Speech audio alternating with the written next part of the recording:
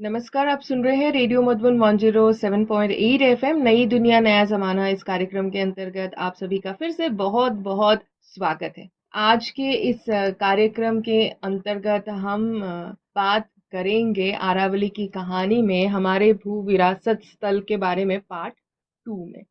Doctor Sunil Dubey ji हमारे मध्य हमारे expert हमारे साथ जुड़ चुके हैं और आपके पास पर्यावरण विज्ञान में पोस्ट ग्रेजुएशन और संरक्षण जैव विज्ञान में आप डॉक्टरेट हैं।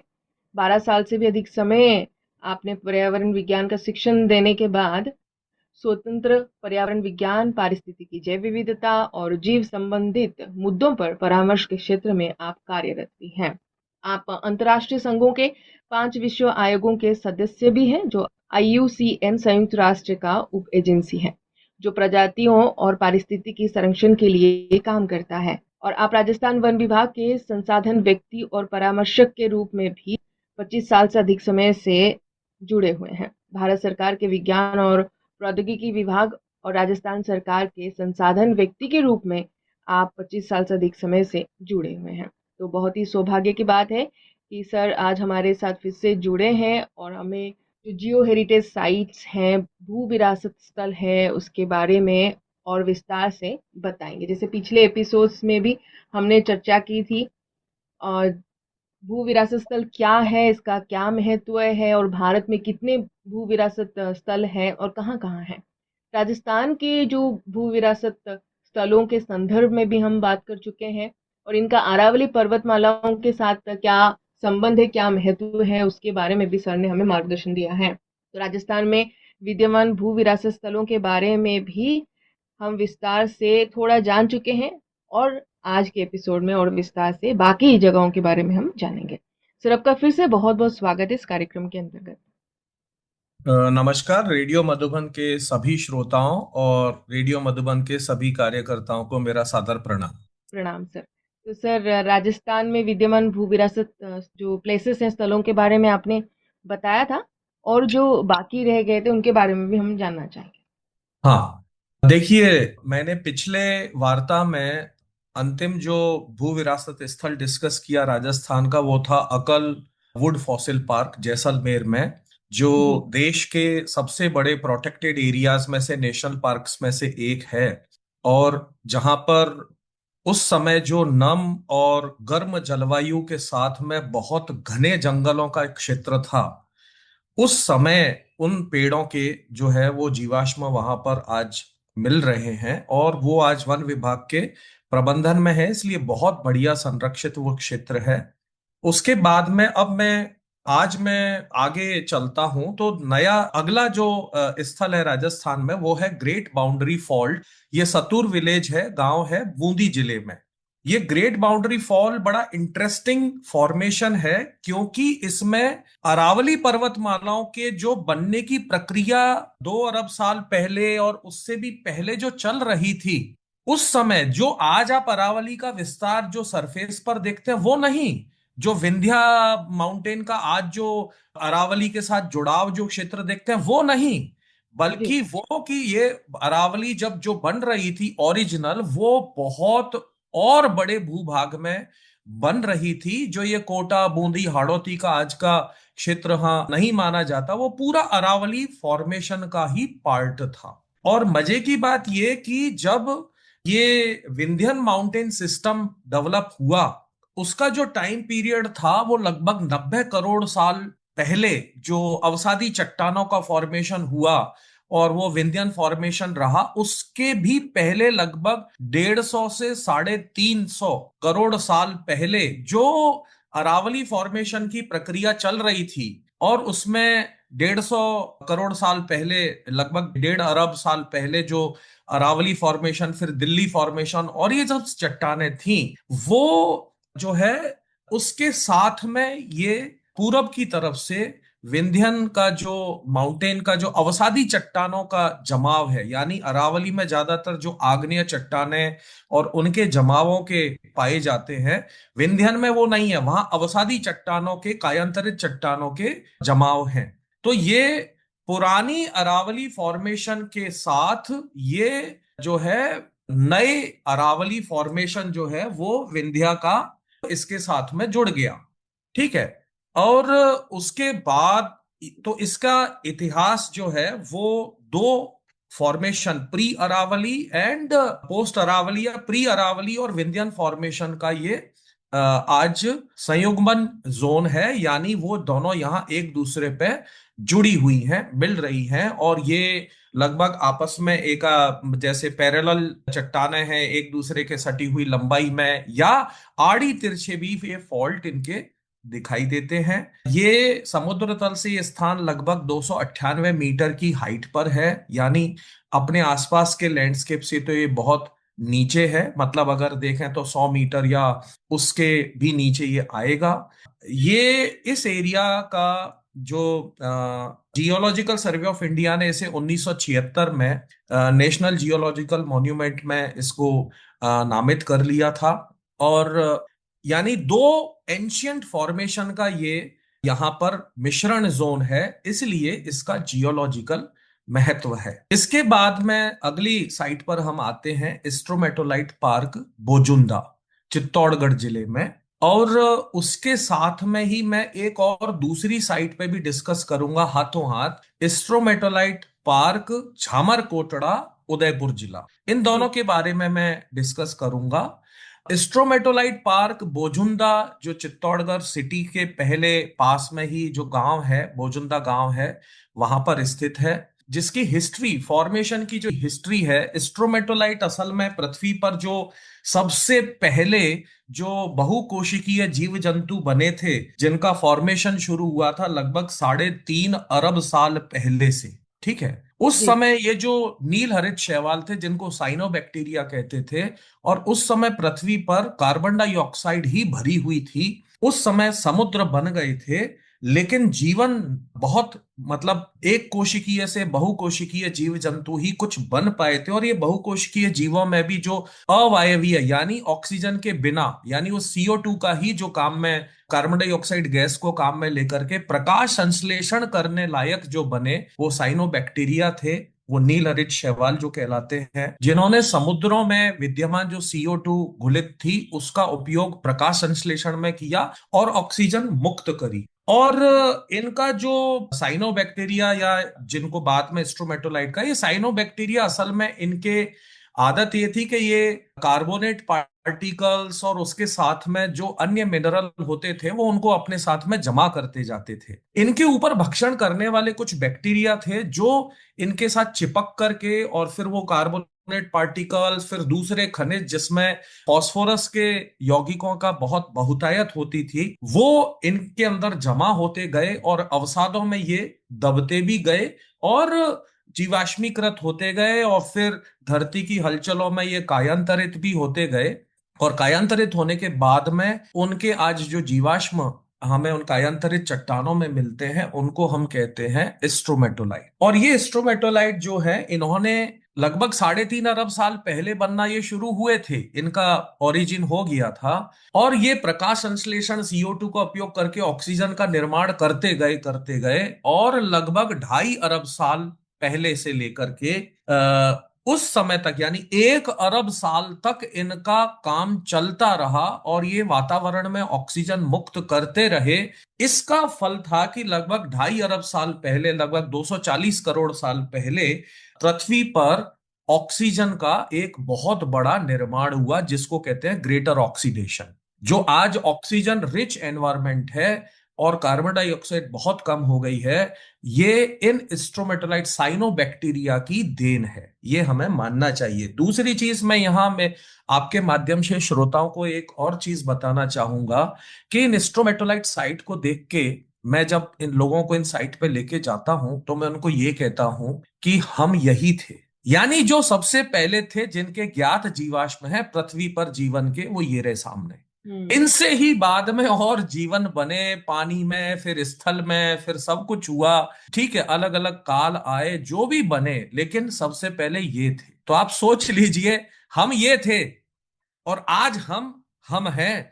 तो आप ये सोचा कि हमारा भी हश्र कभी ऐसा ही होगा और हमें भी जीवाश्मों के रूप में कुछ करोड़ों साल के बाद में उस समय की सभ्यताएं देखेंगी। तो ये बोजुंदा स्ट्रोमेटोलाइट फॉसिल साइट जो है ये चित्तौड़गढ़ सिटी से लगा हुआ है। इसकी समुद्र तल से लगभग 436 मीटर की हाइट के ऊपर है। और इसकी जो एज है बोजुंदा स्ट्रोमेटोलाइट फॉर्मेशन, और इसी के साथ चित्तौड़ के पास में भगवानपुरा एक गांव है बिनोता के पास में। भगवानपुरा का जो फॉर्मेशन है चट्टानों का, यानी जो Aravalli formation, Delhi formation, Marwar formation, ऐसे जो मैंने नाम बताए थे, उसी तरह जी। भगवानपुरा फॉर्मेशन एक अलग कैटेगरी है। उस समय से जुड़ी हुई ये स्ट्रोमेटोलाइट फॉसिल साइट है। ये लगभग 80 करोड़ से लेकर के 160 करोड़ के बीच का फॉर्मेशन है। जी। लगभग 80 करोड़ से 160 करोड़ के बीच का फॉर्मेशन है। तो ये इन स्ट्रोमेटोलाइट का उस समय का ये जमाव हमें यहां दिखता है। 1976 में जियोलॉजिकल सर्वे ऑफ इंडिया ने इसे नेशनल जियोलॉजिकल मॉन्यूमेंट साइट घोषित कर दिया था। ये शुरू में राजस्थान सरकार के भेड़ बकरी पालन विभाग के अंतर्गत इसका 8 बीघा एरिया को संरक्षित करके उनको दिया गया था। लेकिन वो विभाग भी बंद हो गए और देखभाल भी नहीं हुई, प्रशासनिक अनदेखी रही। बहुत कुछ इस एरिया का सत्यानाश विनाश हो चुका है। इससे लग करके एक दूध डेयरी प्लांट भी बना दिया। अभी इसी से लग करके इसी के जमाव क्षेत्र को खोद करके वहां मेडिकल कॉलेज बनाया जा रहा है। पत्थरों का खनन वहां पर किया जा रहा है। वहां कब्जे करके, अवैध कब्जे करके खेती के विस्तार और वो सब वहां किए जा रहे हैं। ले दे करके ये एरिया लगभग 1.5-2 बीघा बच पाया है अभी तक। और हम जी। लोग बहुत वर्षों से इसके कंजर्वेशन के लिए प्रयास कर रहे हैं। वहां के सांसद, विधायक, कलेक्टर, उन सबको हम बार बार इस चीज के लिए अनुरोध कर रहे हैं कि अब जो बचा है कम से कम उसे आप बचाएं। ये देश की भू विरासत स्थल में से एक प्रमुख स्थल है और हम यही थे। तो आप पृथ्वी के इवोल्यूशनरी स्टेज की ये सबसे प्रारंभिक प्रमाण है, हमारे पास अवेलेबल प्रमाण यही है सबसे पुराने। तो इनकी इज्जत हम करें। उसी के साथ झामर कोटरा स्ट्रोमेटोलाइट साइट जो उदयपुर के पास में लगभग 20-22 किलोमीटर दूर है, ये साइट भी उसी तरह की है। लेकिन इसका इतिहास और भी ज्यादा है। ये लगभग 180 करोड़ साल से 190 करोड़ साल पुरानी साइट है। यहाँ का जो फॉर्मेशन है बोजुंदा से भी पुराना फॉर्मेशन है ये। मैं पहले एक चीज जोड़ दूं, बोजुंदा स्ट्रोमेटोलाइट साइट जो मैंने बताई अभी, उसके साथ जो भगवानपुरा फॉर्म है, वहां भगवानपुरा गांव में भी एक साइट है। लेकिन अभी उसकी अनदेखी हो रही है। वो जियोलॉजिकल मॉन्यूमेंट या कुछ भी वो घोषित नहीं है। वो भी स्ट्रोमेटोलाइट फॉर्मेशन की साइट है। तो बोजुंदा के साथ भगवानपुरा स्ट्रोमेटोलाइट साइट को भी हमारे श्रोता ध्यान रखें कि उसे भी संरक्षित करना है। अब वापस झामर कोटड़ा पे मैं आ रहा हूं। ये उदयपुर शहर से लगभग 25 किलोमीटर दक्षिण पूर्व की तरफ झामर कोटरा एक स्थान है, वहां पर है। समुद्र तल से लगभग 512 मीटर की ये हाइट है इसके शीर्ष की। और यहाँ वही साइनोबैक्टीरिया जो एल्गी, वो जो थे उन पर जो परभक्षी बैक्टीरिया थे, उन्होंने चिपक करके और वो कार्बोनेट, सिलिका और फॉस्फोराइट, जिनको हम अयस्क कहते हैं, फॉस्फोरस रिच जो यौगिक थे, जो कई कई तरह के उन्होंने स्ट्रक्चर बनाए, यानी वो ऊर्ध्वाकार कॉलम की तरह भी बने, स्तंभाकार संरचनाएं भी उनके जीवाश्म और उनकी ग्रोथ बनी, वो प्लेट की तरह भी बने, वो टुकड़े टुकड़े वाले भी बने, ठीक है, वो दरारों के रूप में भी बने। तो ऐसे कर करके वो जो फॉस्फोराइट जो खनिज है वहां का, जिसमें फॉस्फोरस रिच है, और वहां आज एक बहुत बड़ी सरकारी उपक्रम रॉक फॉस्फेट माइनिंग साइट भी है इस स्ट्रोमेटोलाइट साइट फॉसिल पार्क के पास में। और इसका जो इतिहास मैंने बताया, ये एक 180 करोड़ साल से 190 करोड़ साल पहले का बनने का फॉर्मेशन है। अ, इसका जो स्टेटस 1976 में जियोलॉजिकल सर्वे ऑफ इंडिया ने इसे नेशनल जियोलॉजिकल मॉन्यूमेंट साइट में घोषित कर दिया था। इसके संरक्षण की बहुत बड़ी समस्याएं हैं, क्योंकि जिस पहाड़ी पर यह स्थित है वो पहाड़ी जो है वो बहुत ज्यादा असुरक्षित है। उस पर नए नए निर्माण, पहाड़ी पर नीचे जो निर्माण हुए इसकी तलहटी में, उसके बाद ऊपर नए निर्माण पहाड़ी को काट के पत्थरों को खोद के, चट्टानों को काट करके उनको उस निर्माण में भी शामिल कर लिया जा रहा है। और वहां नए नए निर्माण चल रहे हैं, उसमें ऊपर तक ट्रैक्टर तक घुस जाते हैं पत्थरों की माइनिंग के लिए और दूसरे काम के लिए। वहां पर जियोलॉजिकल सर्वे ऑफ इंडिया ने, उदयपुर प्रशासन ने कई बार जो है वहां पर बोर्ड लगाए हैं, सूचना के बोर्ड, उसके बारे में जानकारी के बोर्ड लगाए हैं। वहां जो चट्टाना स्ट्रोमेटोलाइट फॉसिल की, उनको वहां फिक्स करके चबूतरों में और ऐसे, ताकि वहां जो भू पर्यटन के जानकार आए वहां पर देखने करने, तो वो उनको आसानी से देख सके फॉर्मेशन को। लेकिन उनको भी बुरी तरह से नष्ट किया जा रहा है। ये साइट, दोनों साइट जो है स्ट्रोमेटोलाइट फॉसिल साइट, जो देश की प्रमुख भू विरासत स्थलों में से जो फॉसिल साइट हैं उसमें स्थान रखते हैं। ये जी। बहुत ज्यादा ये खतरे में है। फिर अगला जो मैं आ रहा हूं वो है गोसन राजपुरा दरीबा एरिया है। ये राजसमंद जिले में आता है। ये जो एरिया है, इसका एक बहुत अच्छा फॉर्मेशन का, इसका जियोलॉजिकल फॉर्मेशन का इसका पहलू है। इसके अंदर जो सल्फाइड के मिनरल्स होते हैं, खनिज होते हैं, वो उनके अंदर कायांतरण, फिर ऊपर से उनका डिपोजिशन होकर के उनकी प्लगिंग, यानी वो बंद हो गए। लेकिन अंदर अंदर अत्यधिक दबाव, तापमान और उसके कारण से यहाँ का जो फॉर्मेशन अंदर हुआ है वो बड़ा इंटरेस्टिंग है।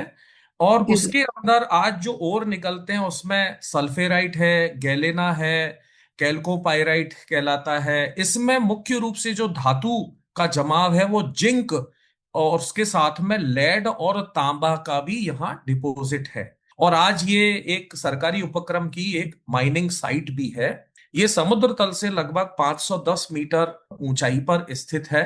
चूंकि ये अब एक माइनिंग साइट है जो ज्यादातर अंडरग्राउंड है, तो ऊपर से तो इसमें कोई नुकसान है नहीं, और जो आवश्यक खनिज है वो इससे निकाले जाते हैं।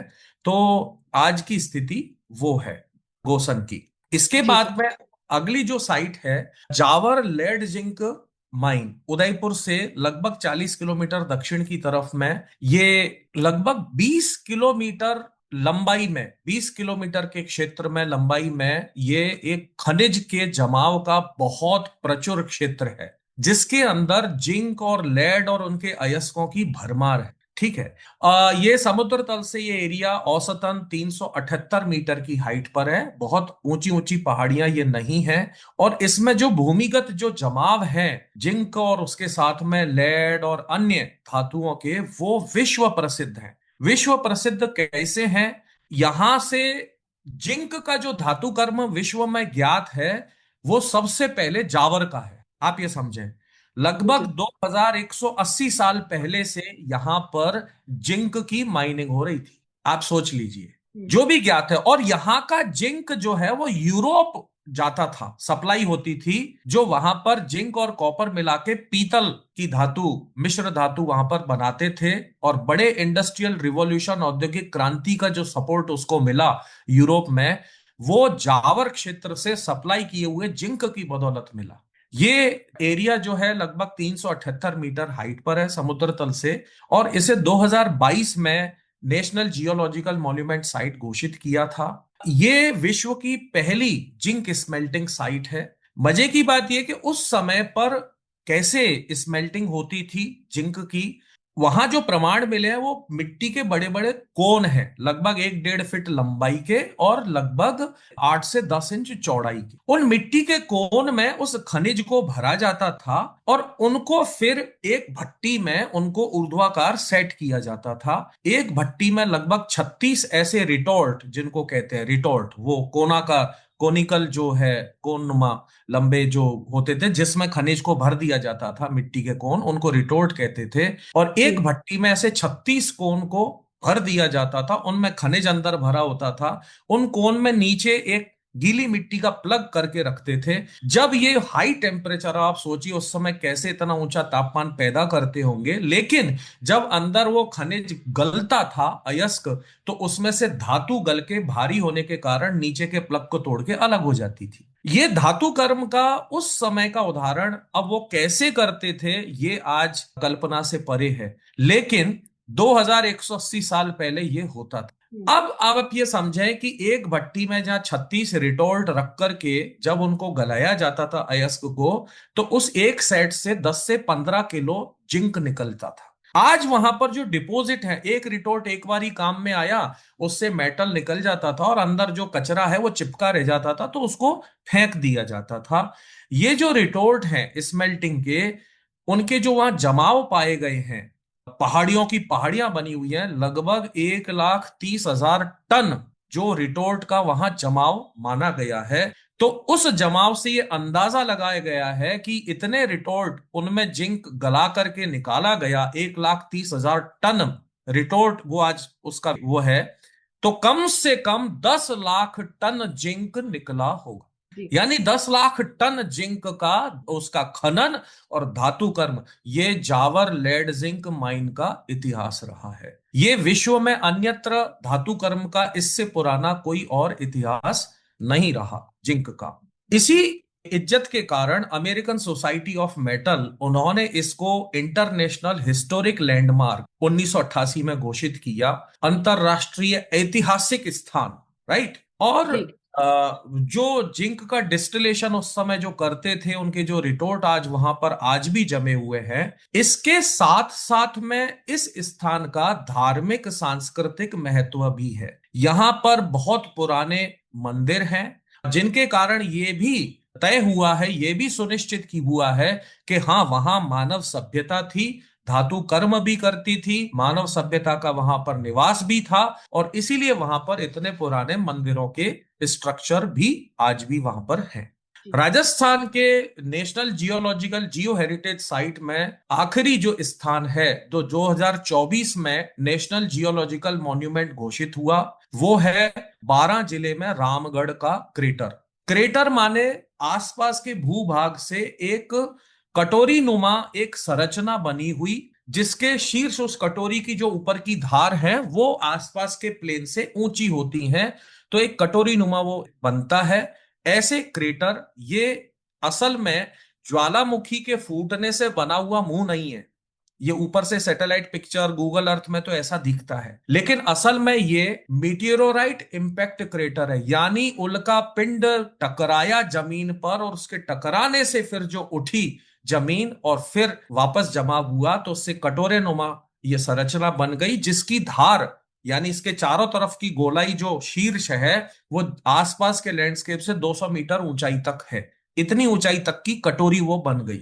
ये जी। समुद्र तल से लगभग 360 मीटर की ऊंचाई पर है, और इस क्रेटर की ऊपर की जो धार है वो आसपास के प्लेन से 200 मीटर की ऊंचाई तक है। लगभग 3.5 किलोमीटर चौड़े क्षेत्र में ये फैला हुआ माना जाता है, और 12 सिटी से लगभग 40 किलोमीटर दूर ये किशनगंज तहसील में रामगढ़ गांव में स्थित है। इसका जो फॉर्मेशन हुआ इस क्रेटर का, यहाँ जो भी प्रमाण मिले हैं जियोलॉजिकल टाइम स्केल के, उसके अनुसार ये करीबन 15 से 16.5 करोड़ वर्ष पुराना है। यानी 15 से 16.5 करोड़ वर्ष पहले के बीच में यहां पर कोई उल्कापिंड टकराया है, और उससे ये क्रेटर, वहां पर इम्पैक्ट क्रेटर बना है। इसका बहुत बड़ा धार्मिक, सांस्कृतिक, ऐतिहासिक महत्व भी है, क्योंकि इसके अंदर, इस क्रेटर में अंदर एक बहुत पुराना, क्योंकि क्रेटर बन गया तो अंदर पानी जाएगा तो वो कहीं इकट्ठा भी होगा, तो उससे हम्म। जो झील बनी है वो, उसका नाम है पार्वती कुंड। उसके अलावा 10वीं शताब्दी का एक शिव मंदिर भी, जिनको भंड देव कहते हैं, भंड देव का शिव मंदिर 10वीं शताब्दी का भी वहां पर स्थित है। इसका मतलब है कि उस समय पर भी और उसके पहले पर भी यहां लोगों का जाना था, और उनकी बसावट थी, और उनकी धार्मिक क्रियाएं ये सब थी। तो इस रामगढ़ क्रेटर का, दूसरी चीज, 2026 में और जो भूवैज्ञानिक सर्वेक्षण यहां पर हुए, और उन्होंने जो इसकी चट्टानों में कुछ पार्टिकल्स, कुछ खनिज ऐसे देखे, जिनको उन्होंने नाम दिया माइक्रोटेक्टाइटिस, ठीक है, जी। जिसमें बहुत भारी मात्रा में आयरन और निकल का अमाउंट था। यानी जो मिटियोराइट्स में होता है, तो वो ही अमाउंट इन माइक्रो टेक्टाइटिस में यहां पर उनको मिला। तो उससे भी ये प्रमाणित हुआ कि हाँ, ये उल्का पिंड की टकराट से ही बना हुआ इम्पैक्ट क्रेटर है। तो इस तरह से हम राजस्थान के 12 भू विरासत स्थलों के बारे में डिस्कशन हमारा पूरा होता है। जी। जी, बिल्कुल। Thank you so much sir इनको विस्तार से बताने के लिए। तो सर अभी हम आपसे जानना चाहेंगे कि भू विरासत स्थलों के संरक्षण की आवश्यकता क्यों है?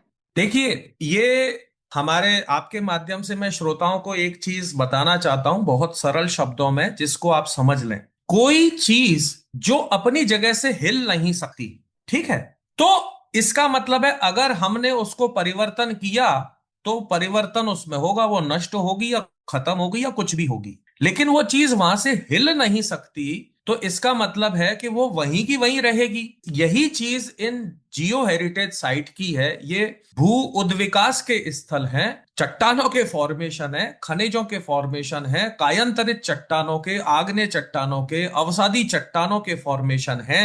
ये जमीन की बनावट है, पृथ्वी की प्लेटों की बनावट है, ठीक है। तो ये हिल नहीं सकते, ये अपने आप से, जैसे मैंने आपको पिछली वार्ता में बताया कि भारतीय प्लेट का एशियन प्लेट में दबाव जारी है। लगभग 4.9 सेंटीमीटर प्रति वर्ष की दर से हम उत्तर पूर्व की तरफ धक्का दे रहे हैं। ये उदयपुर के भू विज्ञान विभाग, सुखाड़ी यूनिवर्सिटी के विभाग ने उनका जो जीपीएस सेंटर है उससे वो मेजर कर रहे हैं। यानी जी, वो अपने आप से धरती की प्लेट का जो मूवमेंट है वो ही हो सकता है। बाकी हम और आप इनको हिला नहीं सकते, उठा करके वहां रख दें और वहां संरक्षित कर दें, ये संभव नहीं है। फॉसिल साइट के लिए भी, जो वुड फॉसिल पार्क है अकाल का, यानी वहां पर ही वो फॉसिल बने, तो आप उनको उखाड़ करके निकाल करके किसी म्यूजियम में रखें तो जबरदस्ती हो जाएगी, ठीक है। जी, लेकिन वो जिनका जहां जमाव है, तो इसलिए वो स्टेटिक है। सबसे बड़ी बात है, भू विरासत स्थल हमारे स्टेटिक है, एक ही स्थान पर है, उनको हिलाया डुलाया नहीं जा सकता। इसलिए उनका इन सीटू स्वस्थानीय संरक्षण ही एकमात्र विकल्प है। जहां है वहीं की वहीं उनको बचाना पड़ेगा, और वही एकमात्र विकल्प है। यदि हम उनको और किसी तरह से करेंगे मानवीय क्रियाकलापों से, वो केवल डिस्टरबेंस कहलाएगा, व्यवधान कहलाएगा, विनाश कहलाएगा, नष्ट करना कहलाएगा। इसलिए इनके संरक्षण की आवश्यकता इसलिए है कि पृथ्वी के उद्विकास की अवस्थाओं के प्रमाण जो मिल रहे हैं, वो साइट कहीं छोड़ के जा नहीं सकते, जी, आप उनको और कहीं रख करके बचा नहीं सकते, ठीक हुँ, है। तो इसलिए, और इनकी जो अरावली के अंदर माल, जो मैंने आपको बताया ना, मालवा का पठार, हाड़ौती का प्लेट्यू, विंध्या फॉर्मेशन, ये सब, और फिर मारवाड़ ग्रुप इधर अरावली के वेस्ट में, ये सब पहले अरावली फॉर्मेशन का ही भाग था। जी, तो इसीलिए हमारे भूवैज्ञानिक आज ये कहते हैं कि हम अरावली को यदि आज देखें तो उनके ओरिजिनल फॉर्मेशन से अरावली को हमें समझना चाहिए। तो इसीलिए ये भू विरासत स्थल सभी अरावली का भाग हैं, और अरावली कहीं हिलडुल नहीं सकती, इनको वहीं हुँ। की वहीं बचाना पड़ेगा, इसलिए इनके संरक्षण की आवश्यकता है। ओके सर, बिल्कुल। तो जब भी हम अरावली के बारे में कुछ भी बात करते हैं तो पहले समझना है और उसकी उत्पत्ति के बारे में समझना है, कितने साल पुराना है और क्यों संरक्षण करना ज़रूरी है, कुछ भी कदम उठाने से पहले, अगर आप इस पृथ्वी से प्यार करते हैं। जी। सर अभी आपसे जानना चाहेंगे कि भू विरासत स्थलों के संरक्षण के लिए क्या कानूनी प्रावधान है? क्योंकि अभी बहुत चीज़ें हम सुन रहे थे अरावली को लेकर के, तो आपसे जानना चाहेंगे संवैधानिक और कानूनी प्रावधान क्या है? जी, देखिए, एज सच जो भू विरासत स्थल हैं, उनके संरक्षण के लिए अंतर्राष्ट्रीय स्तर पर भी संस्थाएं हैं, राष्ट्रीय स्तर पर भी भारत में संस्थाएं हैं, राज्य स्तर पर भी संबंधित विभाग हैं जिनकी जिम्मेदारी है। और कुछ अभी तक एक ड्राफ्ट कानून भी बनाया गया 2022 में, हालांकि वो अभी कानून नहीं बन पाया है, उसका ड्राफ्ट ही अभी तक रखा हुआ है। तो मैं सीक्वेंस में आपके माध्यम से श्रोताओं को ये बताना चाहूंगा कि वैश्विक स्तर से लेकर राष्ट्रीय स्तर तक भूविज्ञान कौन क्या काम कर रहा है और क्या हुआ है। एक अंतरराष्ट्रीय स्तर पर जो ग्लोबल जियो पार्क नेटवर्क है, सबसे पहले मैंने बताया था आपको यूनेस्को, ठीक है, जी, United Nations Educational Scientific and Cultural Organization, जो भू विरासत स्थलों के संरक्षण के लिए काम कर रही है, वो हेरिटेज कंजर्वेशन, जो भी पुरातत्व महत्व की चीजें हैं, भले ही जैविक हो अजैविक हो, उनके लिए वो संरक्षण का काम करते हैं। तो उन्हीं का एक इकाई है जिसको कहते हैं ग्लोबल जियो पार्क्स नेटवर्क, जो विश्व भर में जहां पर भी ऐसे भू भौगोलिक जमाव हैं, क्योंकि माइनिंग भी चाहिए, हमें खनिज भी चाहिए, खनन भी जरूरी है, लेकिन उस खनन को कैसे इन स्थानों का संरक्षण करते हुए सस्टेनेबल तरीके से आर्थिक प्रयोजन भी हमारा सिद्ध हो और ये स्थल संरक्षित रहे, तो वहां पर किस तरह से खनन हो, हमारी आर्थिक विकास भी हो, लेकिन इस तरह के विरासत स्थलों का संरक्षण भी हो, उसके लिए global geo parks network UNESCO के अंतर्गत काम करता है। फिर मैंने जैसे पिछली वार्ता में बताया कि आईयूसीएन, उसका अंतरराष्ट्रीय आयोग है, world commission on protected area, उसके अंदर भी एक स्पेशलाइज्ड ग्रुप है, विशेषज्ञों का ग्रुप है, जिसको कहते हैं जियो हेरिटेज स्पेशलिस्ट ग्रुप, जो जी। क्या काम करता है कि जो इस तरह की भू विरासत स्थल हैं उनके संरक्षण और प्रबंधन में मदद करता है। वो विश्व आयोग, जियो हेरिटेज स्पेशलिस्ट ग्रुप, इन भू विरासत स्थलों के संरक्षण और प्रबंधन में मदद करता है। इसीलिए इन्होंने 2015 में जियो हेरिटेज स्पेशलिस्ट ग्रुप ने पहली अंतरराष्ट्रीय जियो हेरिटेज सम्मेलन भी किया चीन में, और जियो हेरिटेज साइट के लिए अंतरराष्ट्रीय मांग भी उठाई। उसके बाद में इन्हीं भू विरासत स्थलों के संरक्षण के लिए यूनेस्को ने प्रयास करते हुए 6 अक्टूबर को विश्व भर में अंतरराष्ट्रीय भू विविधता दिवस घोषित किया हुआ है, इंटरनेशनल जियो डाइवर्सिटी डे, जो 6 अक्टूबर को पूरे विश्व में मनाया जाए। ये 2022 से इफेक्टिव उन्होंने किया। हम्म। अच्छा, इसके बाद में अगर आप देखें, मैं कुछ तथ्य बताऊंगा, फिर मैं भारत की बात पर आऊंगा, लेकिन ये वैश्विक प्रयास और ये चल रहे हैं। अब यूनेस्को ने, तो उन्होंने जो यूनेस्को की हेरिटेज साइट है या उनका जो ग्लोबल जियो पार्क उन्होंने साइटें आइडेंटिफाई करी हैं, है ना, भू विरासत स्थलों की 213 स्थान विश्व भर में यूनेस्को ने 48 देशों में 213 ऐसे भू विरासत स्थलों को चिन्हित किया हुआ है जो यूनेस्को की हेरिटेज लिस्ट में है। दुर्भाग्य है कि अभी तक उसमें भारत की जियो हेरिटेज साइट से एक भी स्थान नहीं शामिल हुआ है। अच्छा, उसके बाद ये देखें कि यूनेस्को के द्वारा जो विश्व विरासत स्थल बनाए जाते हैं, ऐतिहासिक महत्व के, पुरातत्व महत्व के, ऐसे भारत में 42 स्थल हैं, लेकिन दुर्भाग्य से उन 42 यूनेस्को वर्ल्ड हेरिटेज साइट में से भारत में एक भी भू विरासत स्थल, हम्म। ठीक है, तो जी। ये भी बड़ी विडंबना है।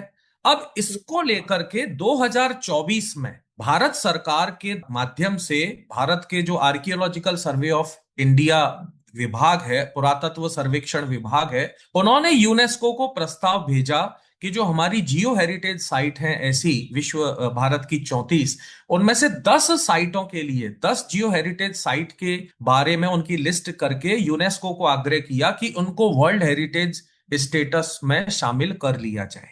ठीक है, जी। 10 जी। साइट का।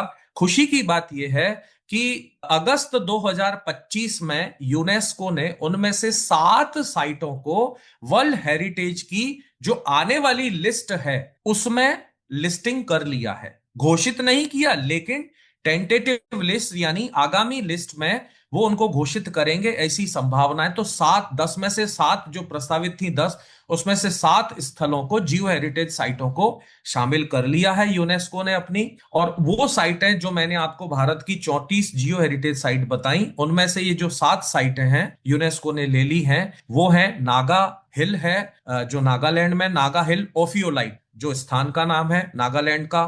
दूसरा महाबलेश्वर महाराष्ट्र में, पंचगनी और महाबलेश्वर का जो डेक्कन ट्रैप कहलाता है, पंचगनी और महाबलेश्वर इलाके का वो। दूसरा सेंट मेरीज आइलैंड का जो क्लस्टर है वो कर्नाटक का, उसे। देन मेघालयन एज केव्स, जो गुफाएं हैं वहां की, मेघालय की, जी। वो स्थल ले लिया है। एर्रामट्टी डिब्बालू, जो रेड सैंड, लाल रेत के टीले हैं आंध्र प्रदेश में, उस स्थान को ले लिया है। तिरुमाला पहाड़ियों को, आंध्र प्रदेश की, उनको भी ले लिया है प्रस्तावित सूची में। और वर्कला स्थान है केरल का।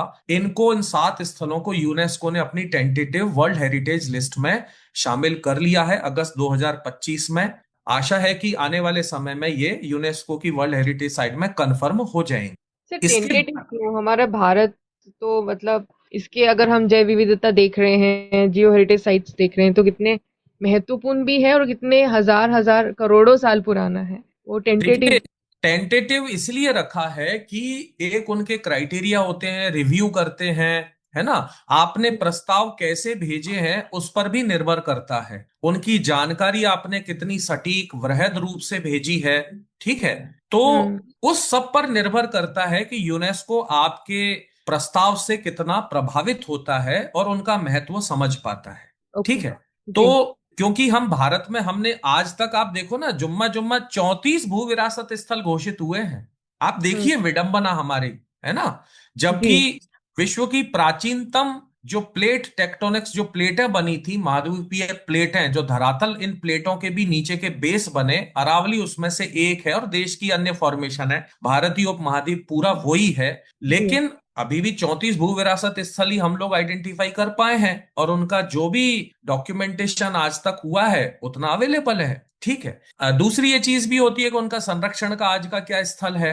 तो वो यदि उनके वेरिफिकेशन में अगर उसको कमजोर मानते हैं तो उसको कंफर्म तब तक नहीं करेंगे जब तक आपकी तरफ से संरक्षण के प्रयास उनको प्रभावित ना कर दें। तो भारत में जो एजेंसी है, सबसे बड़ी जो एजेंसी भारतीय सरकार की जो सरकारी एजेंसी है वो है भारतीय भू सर्वेक्षण विभाग, जियोलॉजिकल सर्वे ऑफ इंडिया, जो हम्म। देश में इस तरह के भू विरासत स्थलों की पहचान, उनका भू वैज्ञानिक अध्ययन, दस्तावेजीकरण और उनका डिक्लेयर करना और उन साइटों के रख रखाव के लिए भी वो काम करता है। उन्होंने इनके संरक्षण के लिए स्वच्छता अभियान भी चलाए, यानी वहां लोग वहां कचरा फेंक देते हैं, गंदगी कर देते हैं इन स्थलों पर, इसलिए स्वच्छता अभियान तक जियोलॉजिकल सर्वे ऑफ इंडिया ने चलाया। जो मैंने आपको बताया, झामर कोटड़ा साइट में स्ट्रोमेटोलाइट साइट है, बोर्ड 10 बार लगा दिए, उनको तोड़ देते हैं असामाजिक तत्व, जीएसआई बार बार उनको लगवाता है, ठीक है। मिनिस्ट्री जी। दूसरा है भारत सरकार का अपना मिनिस्ट्री ऑफ माइंस, खान मंत्रालय, जो इन स्थलों से संबंधित, जो उनके नीति संबंधित और कानून संबंधित पॉलिसी रिलेटेड या लेजिस्लेटिव मेजर्स जो हैं उनको पारित करने का काम करता है मिनिस्ट्री ऑफ माइंस। फिफ्थ है आर्कियोलॉजिकल सर्वे ऑफ इंडिया, भारतीय पुरातत्व सर्वेक्षण, जो इनके अध्ययन का काम करता है, कार्बन डेटिंग का काम करता है, इनके आयु निर्धारण जानने में मदद करता है। फिर इन साइटों को लेकर के उनको घोषित करना और उनके संरक्षण के लिए वहां बकायदा एएसआई का, आर्कियोलॉजिकल सर्वे ऑफ इंडिया का, वहां बोर्ड लगा दिया जाता है, शिलालेख लगा दिया जाता है कि ये साइट का क्या महत्व है और यहाँ किसी तरह का मानवीय व्यवधान जो है वो गैर कानूनी है, ऐसे एएसआई हर जगह लगवाता है। उसके बाद में Birbal Sahni institute of paleo science है, यानी बीरबल साहनी पुरातात्विक विज्ञान संस्थान है, जिसके जी। अंदर एक है centre for Jio heritage and Jio tourism promotion. इस संस्थान के अंदर ही भू विरासत और भू पर्यटन संवर्धन केंद्र बना हुआ है, जो इन भू विरासत स्थलों के संरक्षण और वहां भू पर्यटन को बढ़ाने के लिए वो काम करता है। इसके बाद सभी राज्यों में राज्य सरकार खुद जिम्मेदार होती है कि उन स्थलों के जो लैंड मैनेजमेंट है, रेवेन्यू रिकॉर्ड्स हैं, उस जमीन का, सरकारी जमीन की होल्डिंग है, वहां पर उनके संरक्षण के लिए बकायदा बोर्ड लगवाना, साइनेज लगवाना इत्यादि चीजें, कानूनी प्रावधान, और उस जमीन का कोई नष्ट ना कर सके, कब्जा ना कर सके, परिवर्तन ना कर सके, ये सब जिम्मेदारी राज्य सरकार की होती है। इसके बाद राज्यों के अंदर जो department of mines and geology होते हैं, खान एवं भू विज्ञान विभाग होते हैं, उनका जी। काम ही यही होता है कि अपने क्षेत्रों में वो खनिजों का या जो इस तरह के जो जमाव हैं उनका सर्वे करते रहना, ताकि नए नए खनिजों के जवाब वो मालूम करते रहें, ताकि खनिजों के खनन के लिए नई नई माइनिंग लीज निकाली जा सके, उन खनिजों की पहचान करके वहां उन खनिजों को निकाल करके हमारे डेवलपमेंट में काम में लिया जा सके। जैसे अभी राजस्थान में और भी सोने की खदानें अभी ज्ञात हुई हैं, तो इनके माइंस एंड जियोलॉजी डिपार्टमेंट का रोल रहता है उनके सर्वे में, दस्तावेजीकरण में, वगैरह वगैरह में। उसके बाद जी। में राज्य वन विभाग का भी जिम्मेदारी होती है कि उनके ज्यूरिसडिक्शन में, फॉरेस्ट एरिया के अंदर में यदि कोई साइट आती है, जैसे जावर माइंस की साइट है, वहां पर फॉरेस्ट डिपार्टमेंट का भी फॉरेस्ट ब्लॉक है। जैसे अकाल वुड फॉसिल पार्क है जैसलमेर का, वो पूरा आज वन विभाग ही उसको मैनेज कर रहा है और बहुत शानदार उसका संरक्षण है। तो इसी तरह से ये जो झामर कोटरा स्ट्रोमेटोलाइट साइट है उदयपुर से लग करके, ये स्ट्रोमेटोलाइट फॉसिल पार्क तो एक पहाड़ी को घोषित किया है, लेकिन इसी के पास में जहां की बहुत बड़ी रॉक फॉस्फेट माइन भी है, लेकिन एक बागदड़ा क्रोकोडाइल कंजर्वेशन रिजर्व भी है, और उसके अंदर भी इन चट्टानों के अवशेष हैं। फॉर्मेशन तो बहुत बड़े एरिया में रहा होगा ना, तो जी। बागदड़ा क्रोकोडाइल कंजर्वेशन रिजर्व के अंदर भी ये स्ट्रोमेटोलाइट की चट्टानें हैं। तो इसका मतलब है वहां पर फॉरेस्ट डिपार्टमेंट का उनके संरक्षण और मेंटेनेंस का दायित्व उनका बनता है, जो वो करते हैं। फिर जिला प्रशासन, क्योंकि वो केंद्र सरकार और राज्य सरकार की इंप्लीमेंटिंग एजेंसी होती है, तो जिला प्रशासन की इन सारे प्रावधानों को अपनी जिम्मेदारी से, अपनी देख रेख में केंद्र और राज्यों के जो प्रावधान है उनको लागू करवाने की जिम्मेदारी जिला प्रशासन की होती है।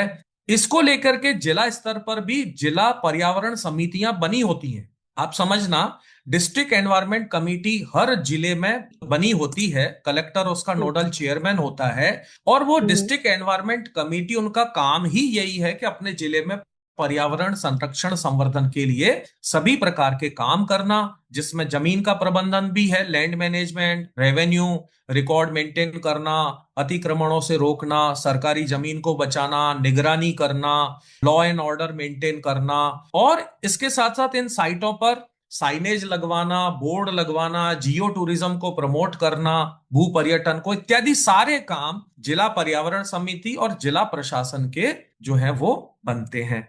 इसी क्रम में मैं और एक चीज आखिरी जोड़ना चाहूंगा कि जी। भारत में इन भू विरासत स्थलों के संरक्षण संवर्धन के लिए कोई कानूनी प्रावधान नहीं बना था। तो 2022 में एक ड्राफ्ट बिल आया, जियो heritage sites and Jio relics preservation and maintenance bill 2022, यानी भू विरासत और भू अवशेष संरक्षण एवं रख रखाव का विधेयक।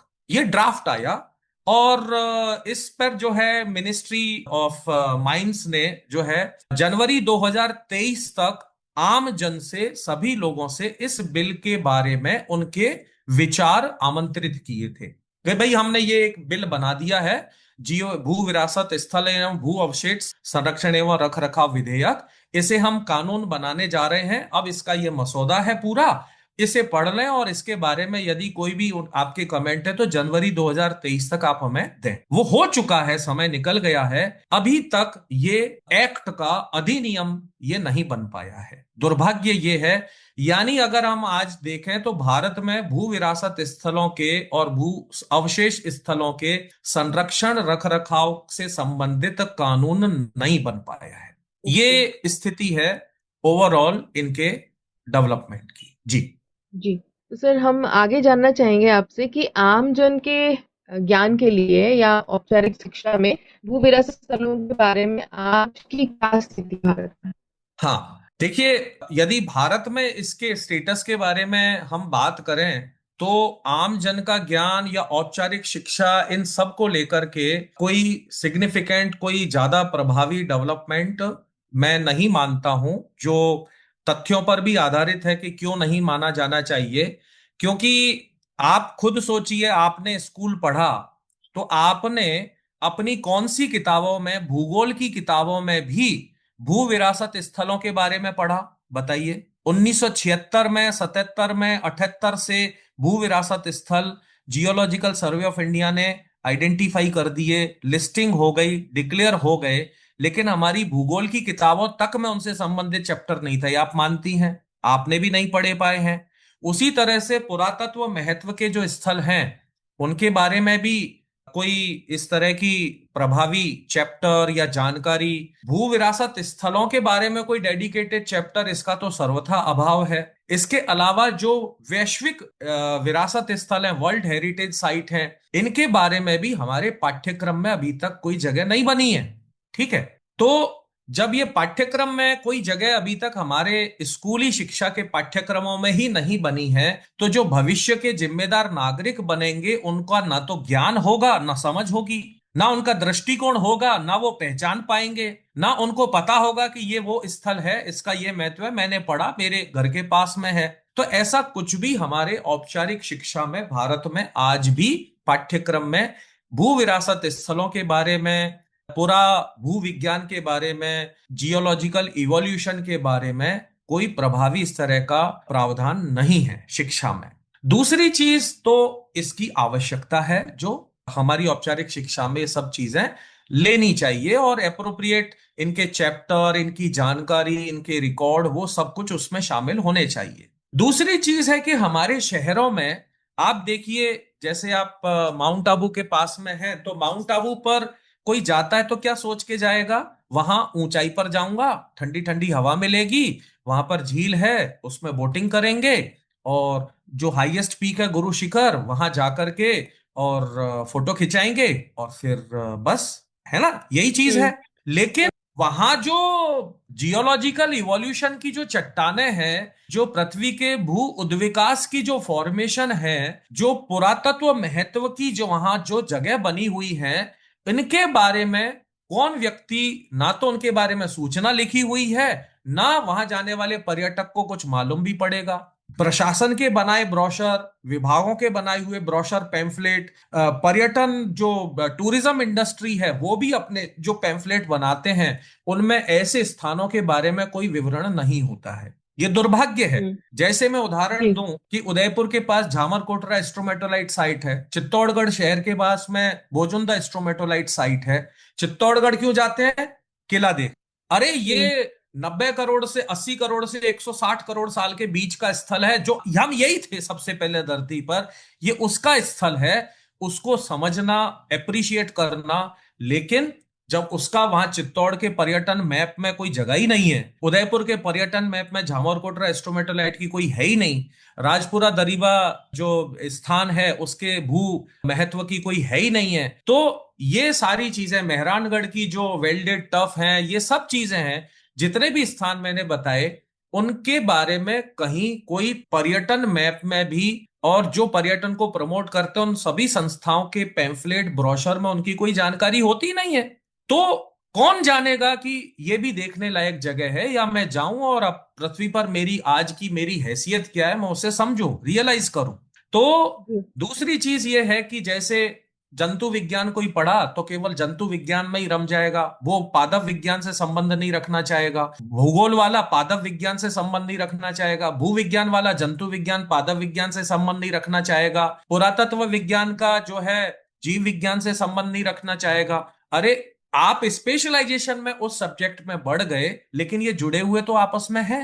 अगर आप जी। पृथ्वी के उद्विकास को देखें तो ये सब आपस में जुड़े हुए हैं। ठीक है, आज विशेषज्ञ जो पुरातत्व विज्ञानी हैं, उन्होंने जावर माइंस में जो जिंक स्मेल्टर और यूरोप तक जो व्यापार था, क्या रूट थे, कितनी सप्लाई होती थी, पुरातत्व विज्ञानियों ने उसको डॉक्यूमेंट किया है।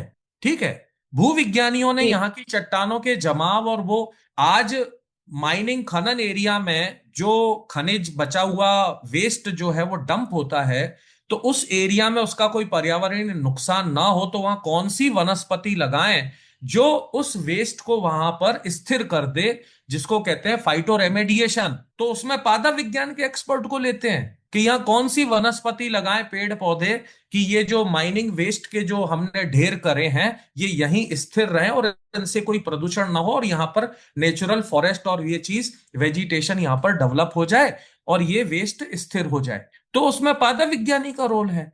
ठीक है। हम्म। तो दूसरी चीज, उसी एरिया में जंतु प्रजातियों का आवास क्या है, तो ये इंटरडिसिप्लिनरी जो अप्रोच है, मुझे लगता है, मैं एक शिक्षाविद भी हूं, तो इन सभी विषयों में आपस में कुछ भाग इंटरडिसिप्लिनरी जरूर होना चाहिए। जैसे मैं पर्यावरण विज्ञान, मैंने स्नातकोत्तर किया है, एमएससी किया, तो मेरे जी। सिलेबस के अंदर पर्याप्त रूप से भूविज्ञान, पुरातत्व विज्ञान, उद्विकास, जीव विज्ञान, जियोलॉजी, आर्कियोलॉजी, इवोल्यूशनरी बायोलॉजी, इनका कंटेंट होना चाहिए था। नहीं हुआ हम्म। तो मैं बाद में पढ़ पढ़ के मेरा ज्ञान बढ़ा रहा हूं, लेकिन मेरा शैक्षणिक स्तर पे मुझे इसका कोई समर्थन नहीं मिला। तो इसलिए जी। ये आवश्यक है कि औपचारिक शिक्षा या आम जन से संबंधित जो जानकारियां हैं, इस भू विरासत स्थलों के, पृथ्वी के भू उद्विकास की जानकारियों को, उनको हम शामिल करें। जी।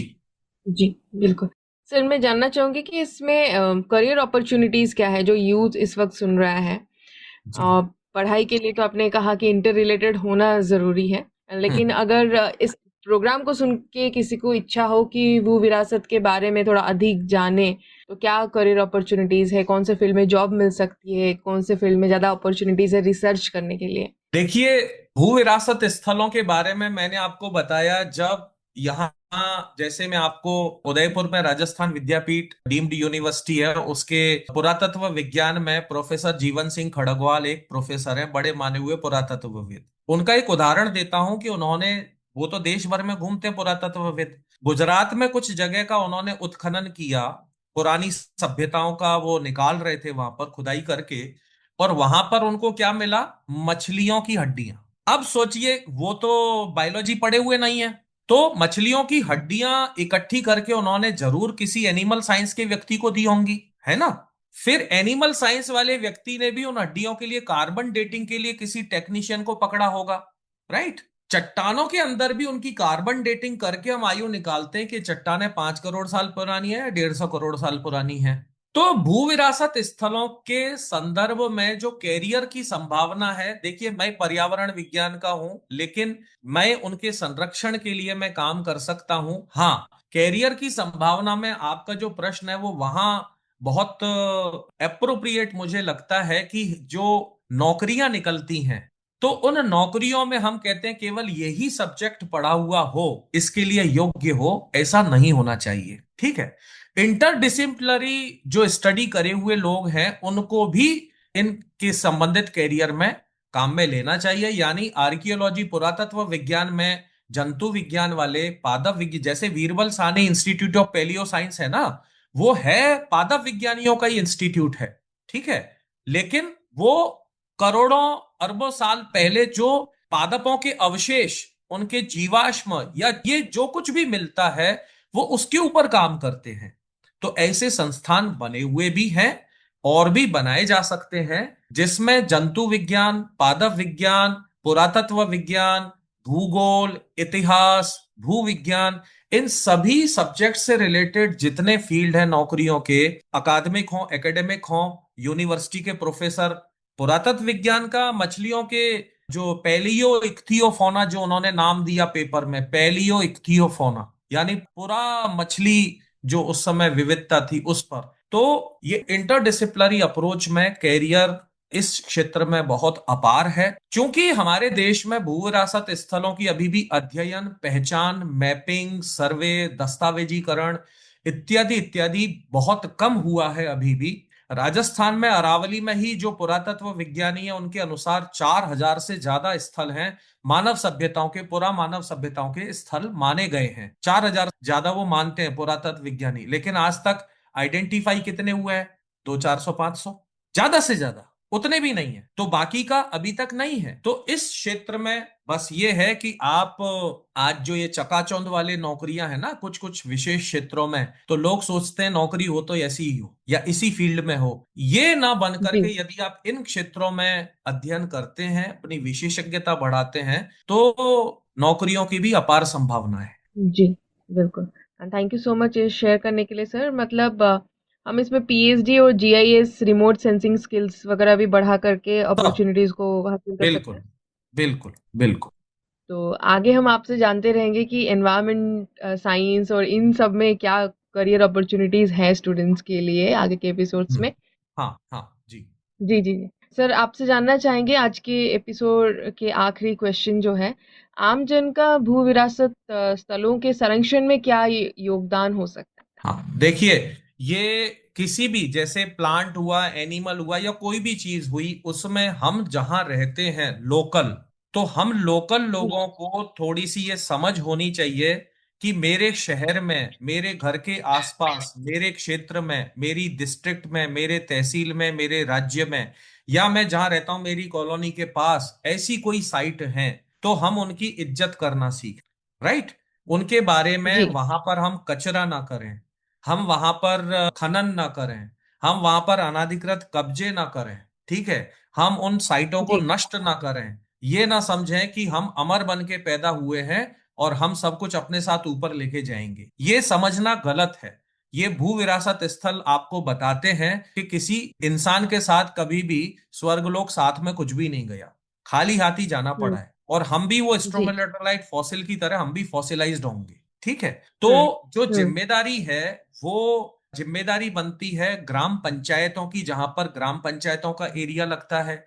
जैसे झामर कोटरा स्ट्रोमेटोलाइट साइट है, वहां पर उस पहाड़ी पर नीचे और निर्माण हो रहे हैं, और ऊपर पहाड़ी को काट करके स्ट्रोमेटोलाइट की चट्टानों को काट करके और भी वहां पर धर्मशालाएं, कम्युनिटी भवन बना दिए हैं, सामुदायिक भवन। वो कैसे बन गए? क्या ये करना उचित है? ये वैश्विक एक स्थान, भू विरासत स्थल हो सकता है जहां पर हजारों लाखों लोग इसे देखने आएंगे, समझने आएंगे, ज्ञान लेने आएंगे। तो यदि वो उसको बचाएं तो उनका ही रोल बनता है। लेकिन अगर वो कब्जे होने दें, कटने दें, तो फिर उनके एरिया में कुछ नहीं बचेगा। तो बात जी। शुरू होती है लोकल सेल्फ गवर्नमेंट, स्थानीय स्व शासन निकाय। भारत के 11वें अनुच्छेद में, जो 11वीं अनुसूची में जो 29 मामले भारत सरकार ने लिस्ट किए हैं, उन पर निर्णय करने का अधिकार ग्राम सभा को दिया है 11वीं अनुसूची में। तो उन मामलों में ये जियो हेरिटेज साइट का मुद्दा भी आता है। तो इसका मतलब है आपके एरिया में यदि ये साइट है, तो वहां पर कोई भी प्रोजेक्ट, यदि सड़क निकलनी है, रेल लाइन निकलनी है, किसी को निर्माण करना है, किसी को भूमि डाइवर्ट करनी है, अलॉटमेंट करना है, ग्राम सभा की सहमति अनुमति के बगैर कुछ नहीं होगा। यहां तक ताकत दे रखी है, लेकिन उसका उपयोग नहीं होता। तो सबसे पहले हमें यह समझना चाहिए, जिला पर्यावरण समिति को कलेक्टर चेयरमैन है भाई, लेकिन उसके सामने ही ये भू विरासत स्थल, इनका सत्यानाश हो रहा है। ठीक है। या जो आम जन है, जो प्रभावी लोग हैं, वो अपनी मर्जी से उन भू विरासत स्थल को काट करके बीच में से सड़क निकाल देंगे, है ना, या कुछ भी अपने काम कर लेंगे, निर्माण कर देंगे डेवलपमेंट के नाम पर, आम जन की सुविधा के नाम पर। ये महत्वाकांक्षी जो निर्णय होते हैं, इन पर सीधी सीधी लगाम, कठोर लगाम लगाने का पूरी पूरी ताकत जिला प्रशासन के पास होती है, पूरी पूरी ताकत होती है। आर्कियोलॉजिकल सर्वे ऑफ इंडिया का ऑफिस हर जगह हर जिले में होता है, लेकिन आप बिना दांत बिना नाखून के कोई व्यक्ति ना तो खा सकता है ना लड़ सकता है। तो वही चीज हो गई कि आपने उनको पुरातत्व विभाग का ऑफिस तो बना दिया, लेकिन आपने उनको ताकत तो दी नहीं। उनके सामने उन स्थलों को आपके डेवलपमेंटल प्रोजेक्ट खा जाते हैं, और वो उनका काम, मजबूरी हो जाती है कि वो आपको क्लियरेंस दे दें। तो ये जी। चीजें नहीं होनी चाहिए। उसके साथ में जो मैंने आपको बताया कि भारतीय जो जैव विविधता अधिनियम 2022 का है, बायोडायवर्सिटी मैनेजमेंट कमेटी 2002 का है, उसमें बायोलॉजिकल डाइवर्सिटी एक्ट 2002, उसमें जो बायोडायवर्सिटी मैनेजमेंट कमेटी का गठन का प्रावधान है, पंचायत स्तर पर, जिला परिषद लेवल पर, नगर परिषद, नगर निगम, नगर पालिका लेवल पर, सब जगह जो बायोलॉजिकल डाइवर्सिटी एक्ट 2002 के अंतर्गत जो बायोडायवर्सिटी मैनेजमेंट कमेटी, जैव विविधता प्रबंधन समिति के गठन का प्रावधान है, ये उनके सीधे सीधे अधिकार क्षेत्र में आता है। और उनका काम यही होता है कि पीपुल्स बायोडायवर्सिटी रजिस्टर, यानी लोक जैव विविधता पंजिका, अपने एरिया के जो जैव विविधता संसाधन है उनका दस्तावेजीकरण, और उस दस्तावेजीकरण में जो पहले था उसका भी दस्तावेजीकरण है, और आज जो है भले ही वो जीवाश्म स्थल के रूप में है, वो भी शामिल है।